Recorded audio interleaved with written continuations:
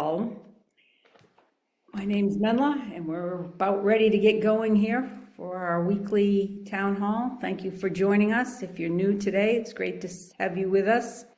We're here every Sunday, and we have the good fortune today of having Kelley Amadei leading us in our practice. So get comfy, and I will turn it over to her. Thanks, Kelley. Thank you, Menla. Well, good morning. Happy Sunday. So wonderful to be here with you all. Such a gift to be able to practice this way, and such a gift to have the technology and the teachings. As Menla said, for those of you who don't know me, I'm Kelley Amadei. I'm a longtime student of Lama Surya's and will be leading today. And I just also wanted to mention, for those of you who have been wondering what's going to happen with Town Hall as Lama Surya goes into sort of, semi-retirement sabbatical mode, we will be continuing Town Hall. So myself and a few other of our senior students will continue Town Hall into 2025. We'll have special guests. Lama Roger will continue to join us. You never know, Lama Surya may be a special guest here and there. So we really hope that you continue to be with us and the Sangha on Sunday mornings as the Dharma goes on and on and on, right? And it's up to us to keep it going. And so we're really looking forward to continuing on the path together. And if you have questions about that at the end, you're welcome to ask. All right. So let's arrive, if we haven't arrived already.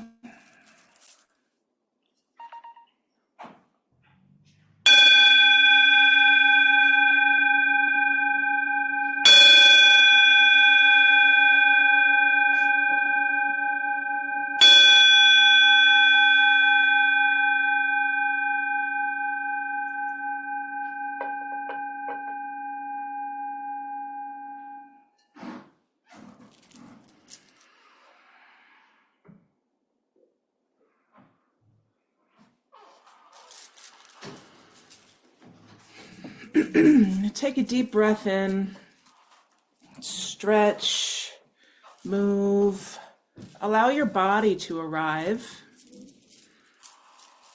So whether we like it or not, here we are, souls in these bodies, and our bodies deserve our love and attention.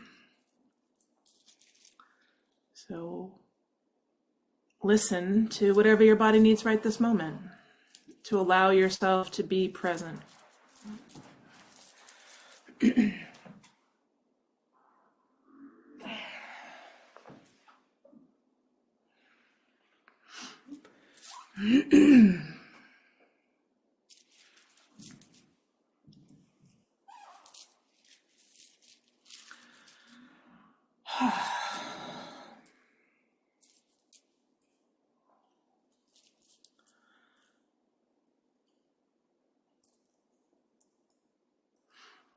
So today's practice will be dedicated to all those teachers that have come before us, to Lama Surya,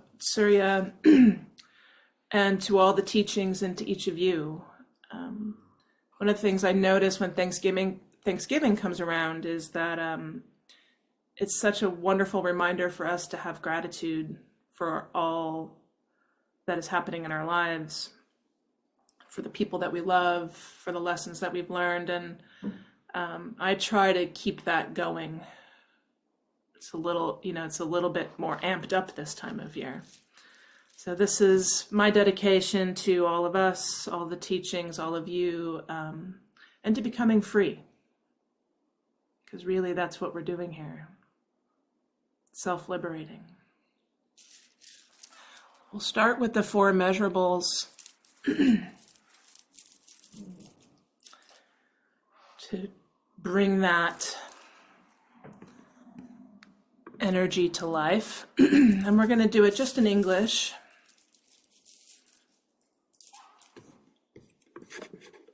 So these two prayers, we're going to do the four measurable aspirations and the four dharmas of Gampopa. They're my favorites. May all beings possess happiness and the inner causes of happiness. May all beings be free from suffering and the inner causes of suffering. May all beings remain undivided from the sacred joy which is free from suffering. May all beings come to rest in great peace and equanimity, beyond attachment and aversion to friends, enemies, or strangers. And the four dharmas of Gampopa. Bless and empower us that our minds and hearts turn toward the Dharma. Bless and empower us that our Dharma practice becomes the path. Bless and empower us that the path truly dispels confusion. Bless and empower us that confusion itself dawns as primordial awareness.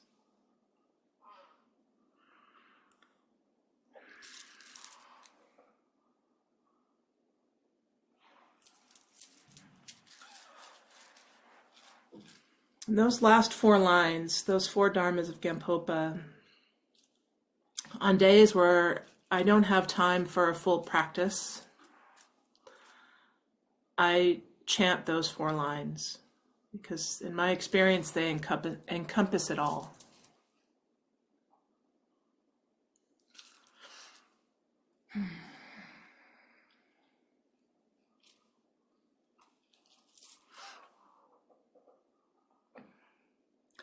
Every time I sit to prepare for leading either town hall or any other moment, the first question I ask myself is, how did we get here?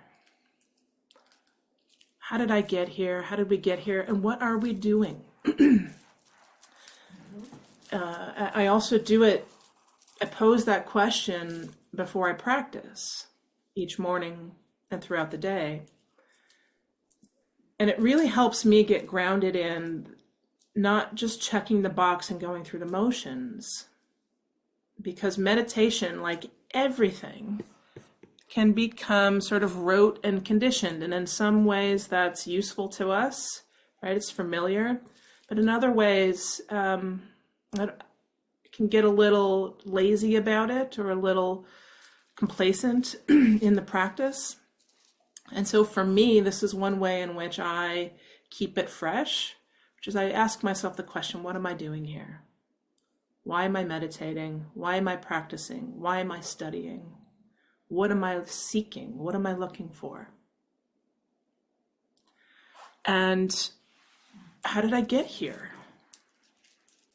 How did I get here to this place of confusion on some levels and curiosity on the other, and commitment to liberation, commitment to freedom, commitment to seeing the truth as it is? And so I'm going to start today by talking a little bit about, and I mean a little because it's really a little because I don't know much about it, but a little bit about the intersection of quantum physics and Buddhism. Because when I think about where did we come from and how did we get here and who are we, if you think about it from the perspective of space, all beings are patterns of energy and information arising within that quantum field, right? Well, when you try to use simple terms here, within this massive expanse of a quantum field, we are all just energy. And not just energy, but a pattern of energy. And it's those very patterns that we're looking to get familiar with, to understand. So space itself is not merely a void, but it's an active foundational medium through which all matter, all energy, and all consciousness manifests. And then at the same time, within that quantum field, within that limitless expanse of space, at the quantum level is interconnectedness. So the distinctions between beings blur at that level. All matter, all energy are manifestations of that field. And so we're all interconnected in ways that transcend our usual understanding of separateness. If we go down to the most, we often zoom way out, but if we zoom way in to the molecular level, to the atomic level, there's no real separation between anything in this space. We're all just matter bumping into each other. And at the same time, there's interconnectedness in this vast expanse of space and matter and energy. There's also absolute impermanence. And that term can slip us up sometimes. It can feel nihilistic, but it's not meant to be nihilistic. It's meant to be the opposite. It's meant to be that all matter continues on, but changes constantly. So all forms, whether they're particles, planets, or us, or our animals, or plants, all living beings, we are temporary configurations of this field. The energy arises, it persists for a minute, and really in the expanse of space, our lifetime is like that. And then we dissolve back into the field, emphasizing that there's this transient nature of existence that is impermanent yet everlasting. And, when I think about it from that perspective, at least for me, it gives me both this expansiveness of a real felt sense of interconnectedness and a real felt sense of spaciousness. So everything, all our vibrations, all our energy, including our form that we perceive, is just an expression of these quantum vibrations. And we also happen to be in these physical bodies. So this isn't meant to bypass the reality that we're in these bodies, but as we look to liberate ourselves, as we look to practice the Dharma, one way to look at it is in this very, very expansive way. And to think about our potential for actualization, our potential for liberation.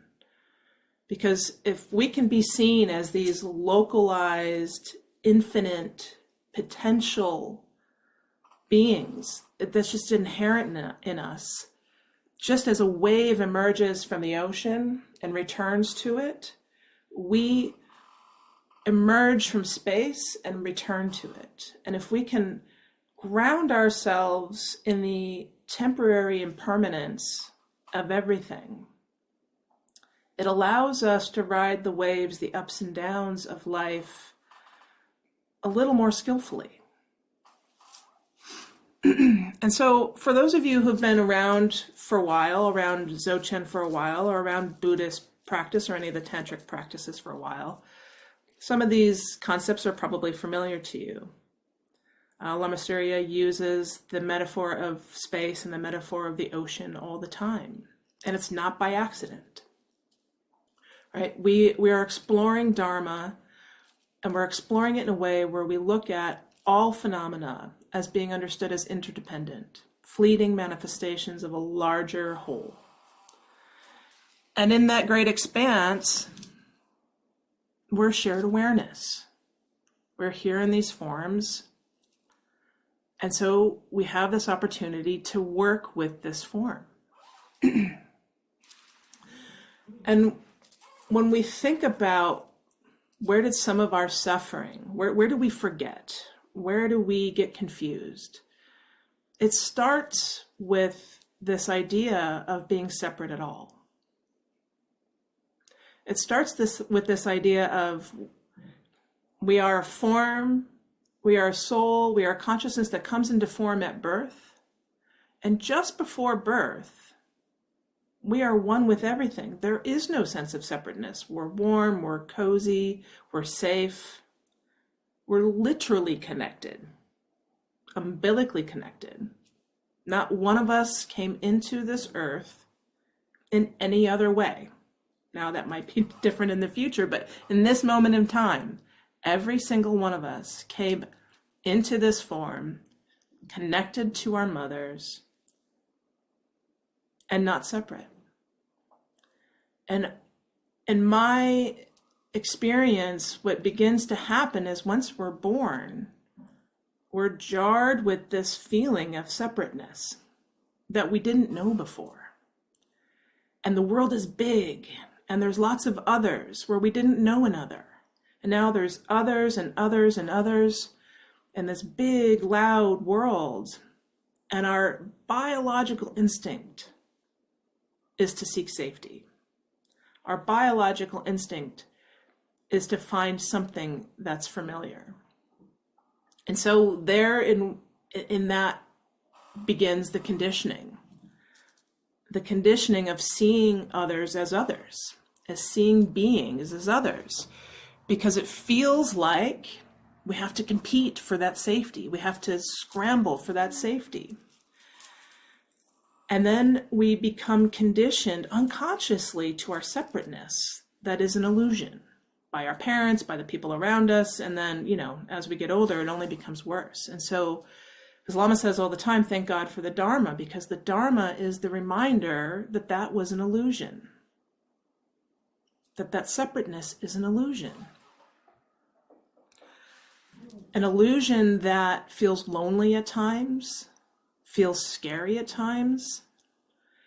And from that smallness, we start to yearn to find power. And what this practice is inviting us to do is surrender. To not seek power, to seek connection, to seek love, to seek compassion. And it starts with ourselves.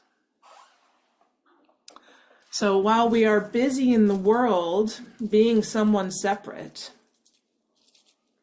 and when I act from my separateness, I create suffering. I create my own suffering. Even in my attempt to be a very good girl, which has been my conditioning throughout all my life, if I can be good enough, I'll be safe. I'm still somebody doing something and inadvertently creating my own suffering, inadvertently acting out of a sense of conditioning. So this practice invites us to drop into being, not doing, to drop into trusting that deep down we are safe, that deep down we are one. Deep down there's really no one doing anything to anyone.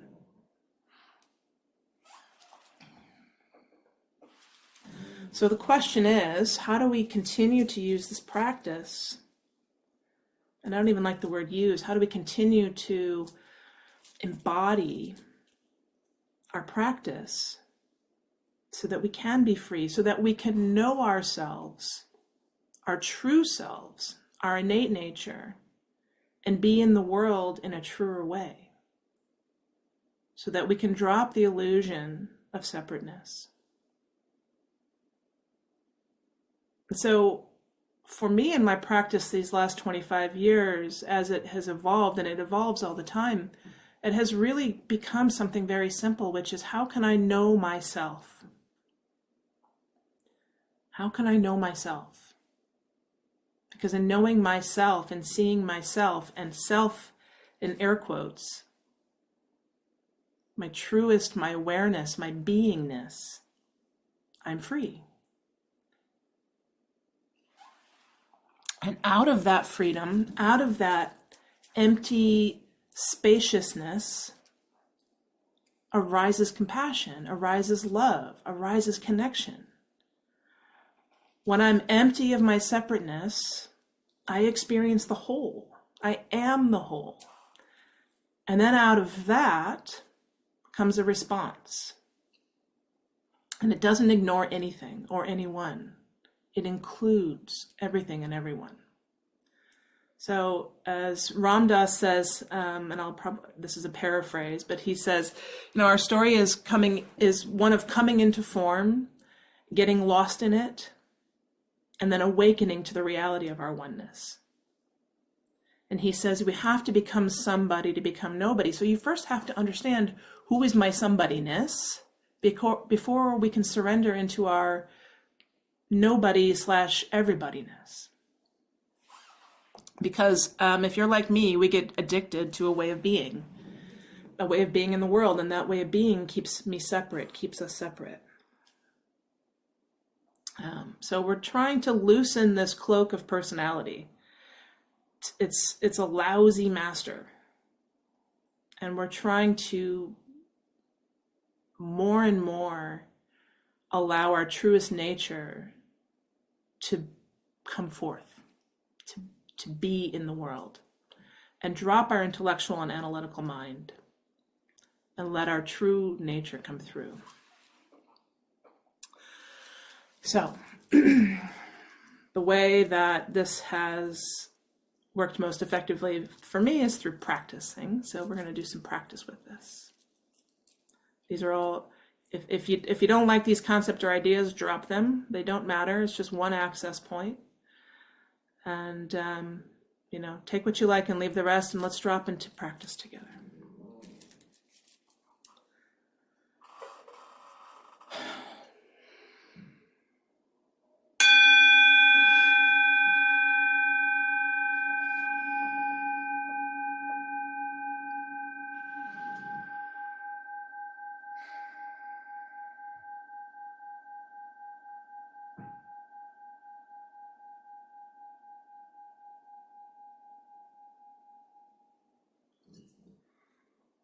That's your invitation to arrive again.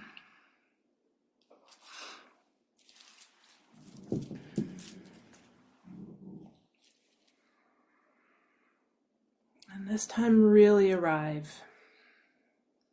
Feel the seat rising up to support you. Feel the matter and energy bouncing around in your cells. The electrical impulses. Don't think it, just feel it. Just see what you can feel.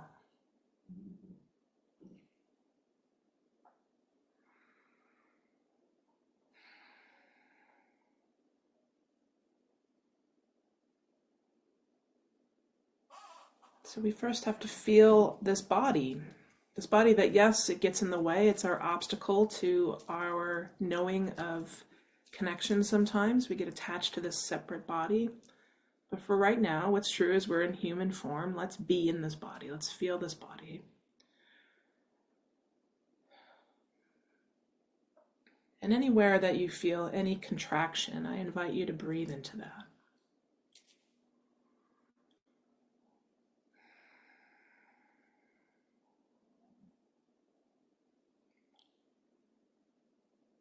It's your jaw. Let your jaw go.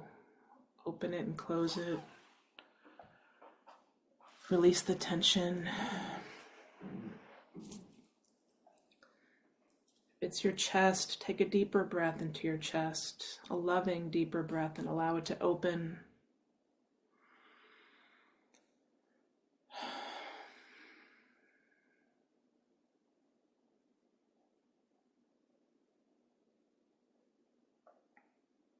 Begin to become aware of your breath.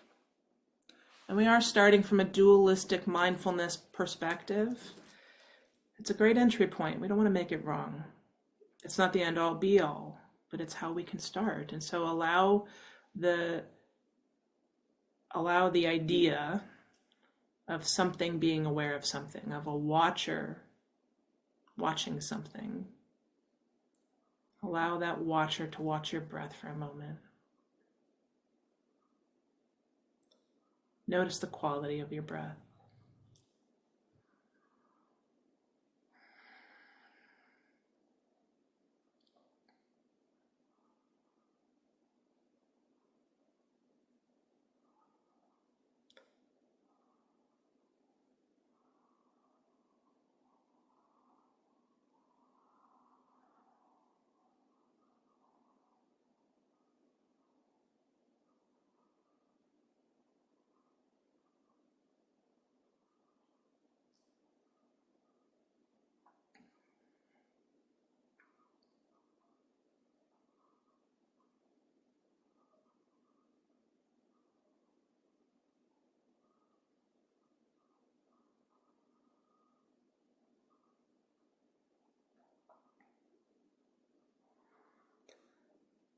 As you settle, open and aware, you can invite your watcher to not be so sniper-like in its attention and relax. Instead of watching through binoculars or a telescope, be relaxed and open and trust that you won't miss anything if you're attentive and relaxed, open and aware.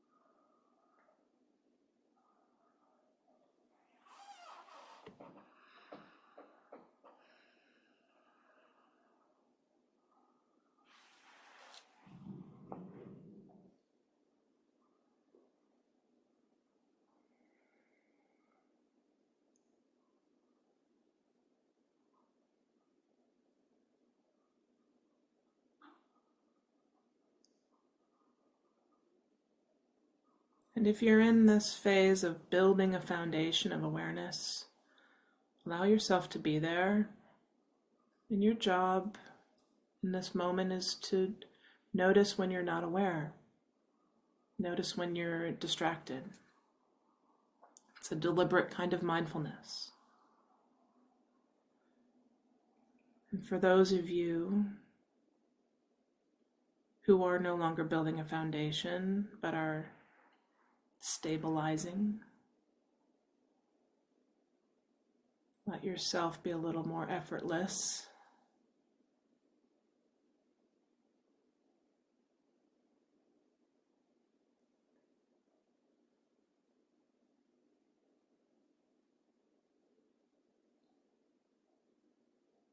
Letting whatever is true right now be what's happening right now. No judgment. And no attachment. Just what is.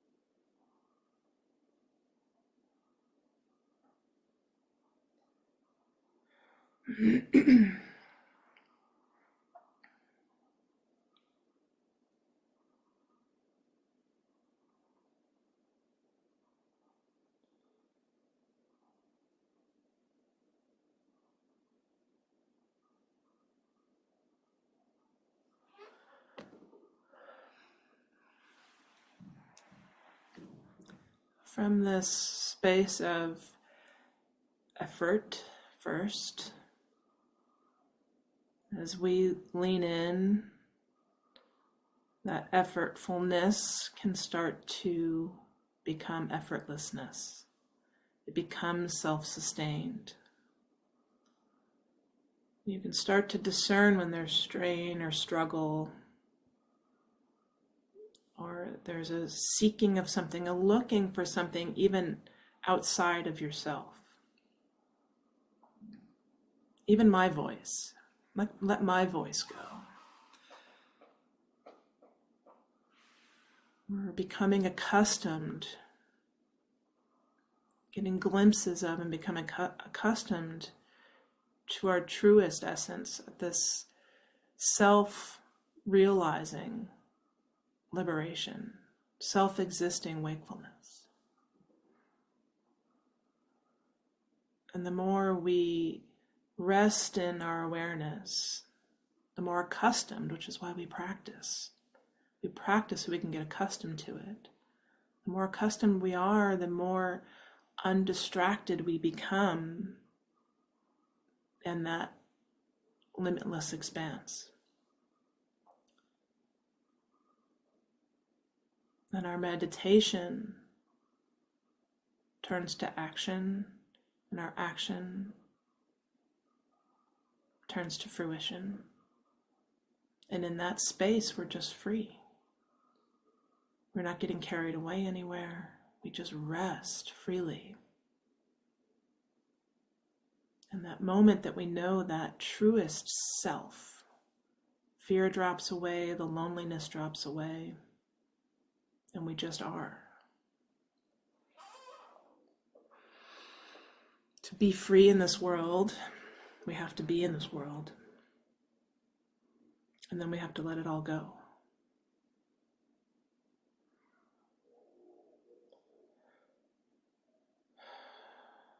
So I invite you to drop back in to your awareness.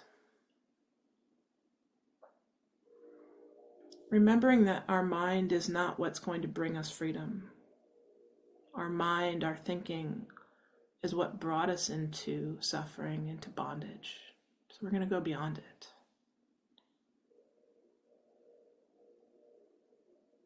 So instead of meditating, now I just want you to do nothing. Just be.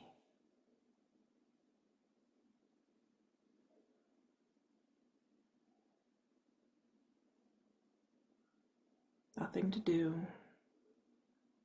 You don't even have to be yourself. Drop it all. Just be.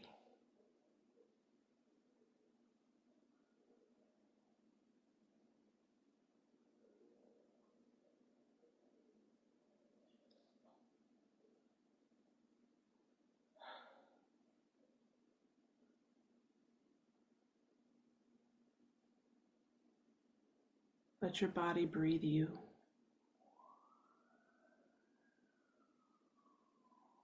Literally nothing to do.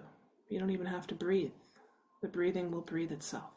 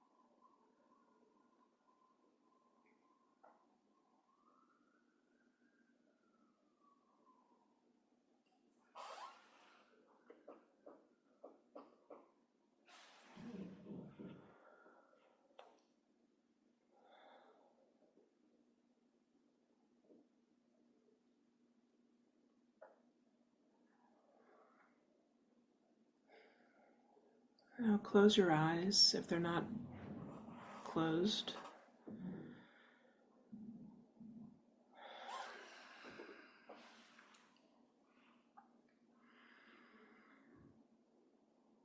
Close your eyes, but open the shutter of your mind. Open your awareness.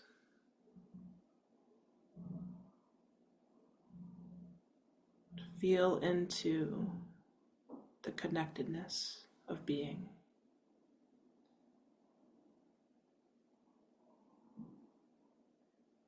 Allowing the edge of your being to stretch just beyond your body.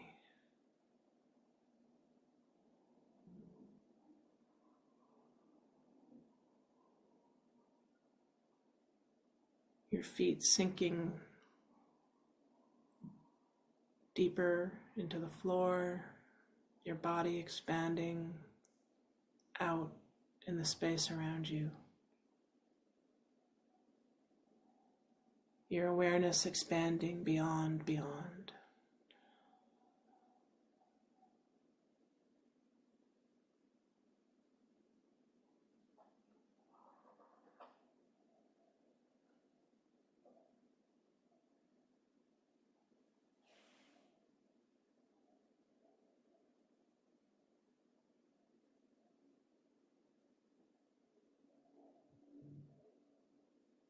Now turn that awareness slowly, gently in on itself. No longer looking outward for our beingness. Turn your gaze gently inward into your own mind, into your own awareness of awareness looking in at itself.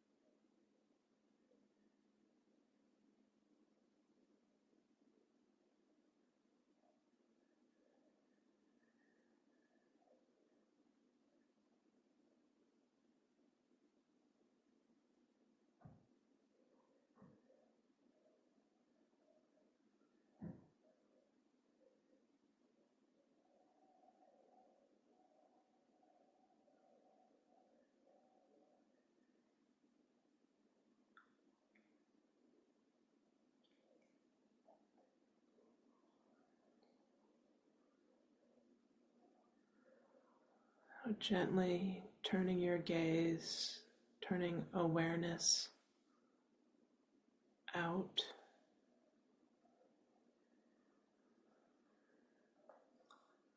Beyond, into a new dimension, into a space-ishness that the mind can't even grasp.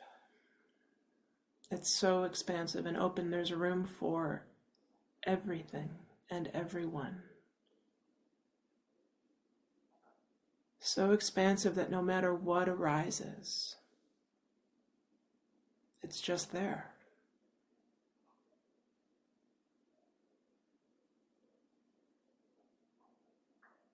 There's space for it to arise and to be. Whatever feeling it is, emotion, experience, physical sensation. In that same space, it also dissolves.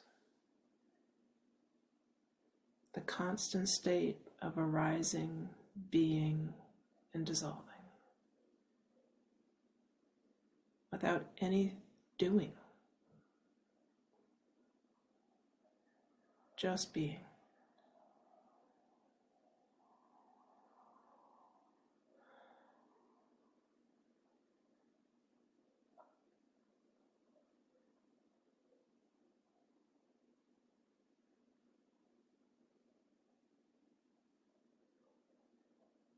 It's not a cold, dark space. It's an open, luminous, sunlit, warm space. Invite that in if it's not naturally arising.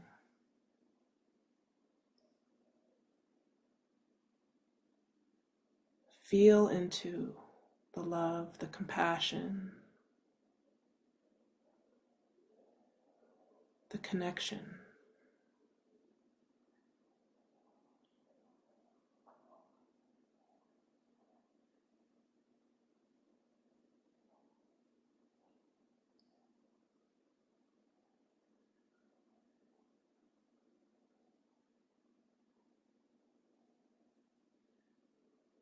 Your loved ones are there. Your teachers are there. Your gurus, your gods, whatever divine being you do or don't practice with, all there for us, with us, by us.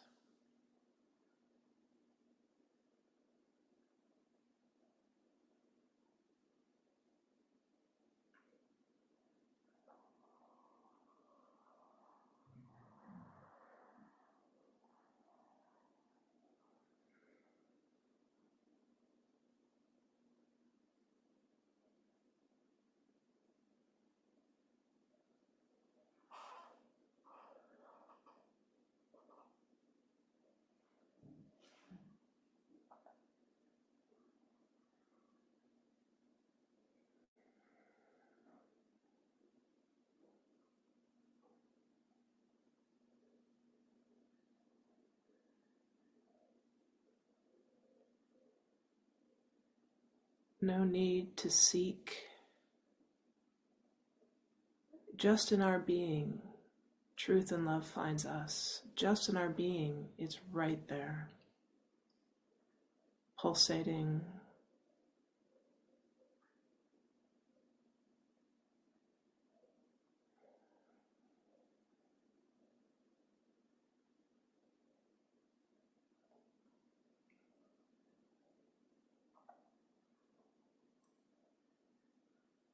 Dropping into the natural rhythm.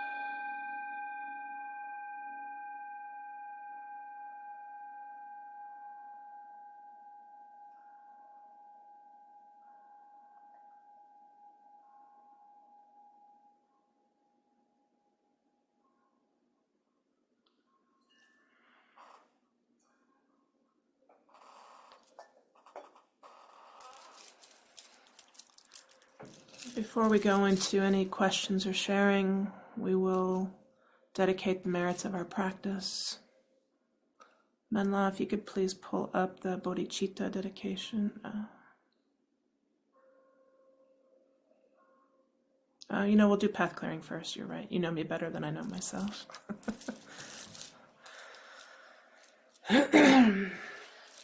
Feel free to chant along or just to let it wash over you. And if the unfamiliar words don't resonate, the English will follow soon. Just be with the vibration.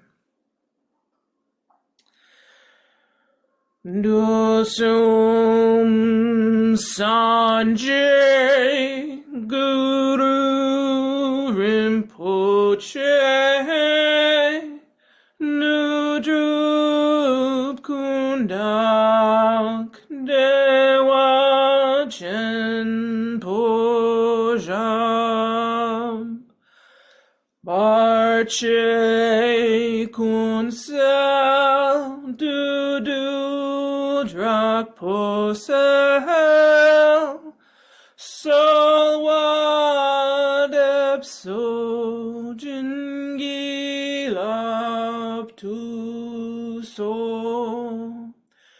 Chinang Sangwei Barche Jiwadang Sampalunji Druparjin Gilob Dusum Sanjay Guru Rinpoche Nudrup Kundak Dewa Chen Pojab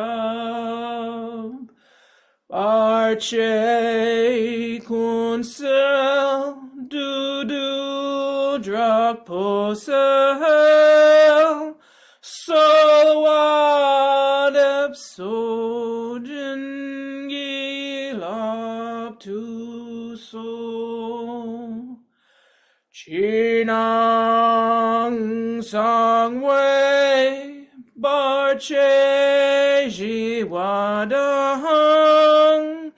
Sampalunji Druparjin Gilo. Precious guide, one with all the Buddhas of the three times, blissful presence, and source of all spiritual accomplishments.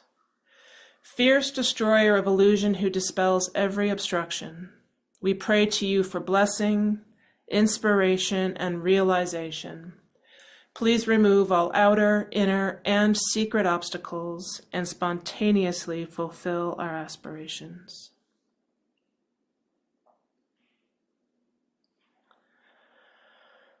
And we'll do the bodhicitta dedication. Jangchup Senchok Rinpoche Makye Panam Kegyoshik Ye Panyam Parme Payang Gonne Gondu Pelwar Shok. May the pure, brilliant sun of bodhicitta dawn in each and every heart and mind, dispelling the darkness of suffering and confusion unstoppably until all are illumined and awakened.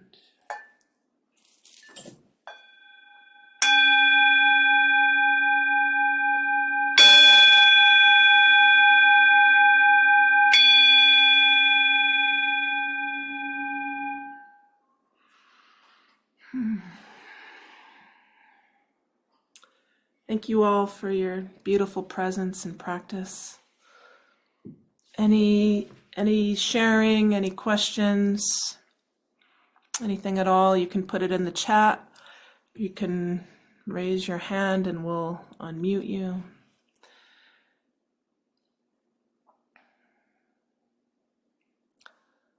Sometimes it's nice to hear from somebody other than me.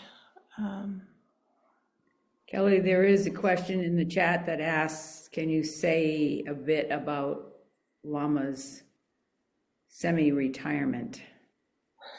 Sure. And I'll qualify that by saying I can share it from my own understanding. And from Lama, I'm in regular contact with our dear Lama. And, all Lamas, this is my experience, all Lamas and Rinpoches come to a point where they need to step back a little bit.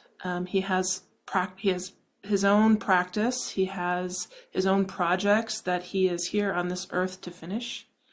He's been teaching in the world actively, 300 days a year, 365 days a year for the last 40 some odd years. And so he's not going anywhere. He's just going a little more inward, and he's just going to be focusing on finishing his memoir, finishing some other projects he has going. And he's, the way that I think about it is he's always with us. And you may even feel his presence even more in the absence of his physical presence. And so he'll be around. He's not going anywhere. The Dzogchen Foundation is not going anywhere. But for a while, and we don't know how long that while is going to be, he's taking a break. He's worked so tirelessly, so hard to pass this lineage on to all of us and many, many, many others who are not here. Thousands upon thousands upon thousands of people.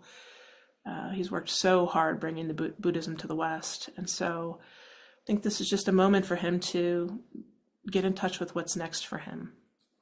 But he's right here. They say in the East, in Tibet, the best Lama is a valley or two away.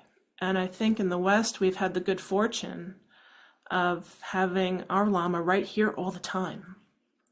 And he is still right here. It'll just be on a more limited basis. And there's more to come. And so many of us will be continuing his teachings. We don't know what that'll look like yet other than town hall, but we hope to be running retreats again in the future and bringing on, other teachers.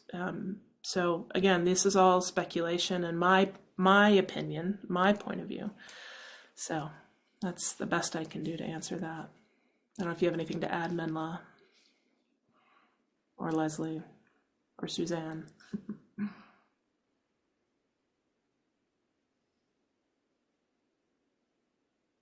Does that help clarify a little bit? This is also really important, he's not sick. He's actually better than he's ever been. He's healthier than he's ever been.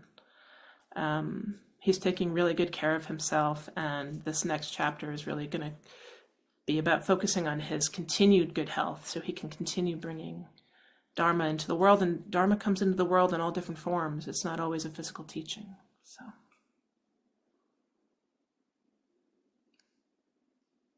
And we really hope you'll still join us. We need each other. The Dharma continues on through the Sangha. That's always the hope. It's through us. We have to be it and be it with each other.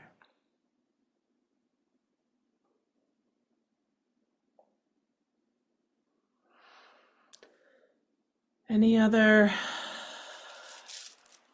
comments or questions? I'm going to open the chat here so I can see what's happening. Lots of love in the chat to you, Kelly. But we are out of time. Oh, great. Yes, Lama Roger will still be with us. So somebody says, perhaps we could arrange for Lama Roger. He's present, he'll be on town hall. And again, I can't make any commitments in terms of what's to come, but more is to come. And we're all here with you and for you. So we love you. Thank you for your practice, as always, your presence, and for being the love in the world. And we'll see you next week.